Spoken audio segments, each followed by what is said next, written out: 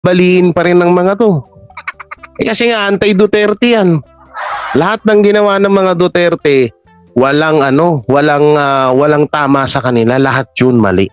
Yan ang totoo. Yan po ang pinakamalaking katotohanan na nangyayari ngayon. Na lahat ng ginawa ng Duterte para sa kanila, mali yun. Wala yun. Mali yun. Yung pagtanggal ng mga endo-endo ni Tatay Digong sa mga worker dito sa Pilipinas, no? Mali pa rin yun. Sa pagpatino ni Tatay Digong sa mga halangang bituka dito sa Pilipinas, mali pa rin yun. Sablay yun. Yung mga utak nito. Okay, gusto nila magsalita, mga Duterte, about sa nangyayari sa China. Makakatulong ba talaga yun ng gusto pag nagsalita sila?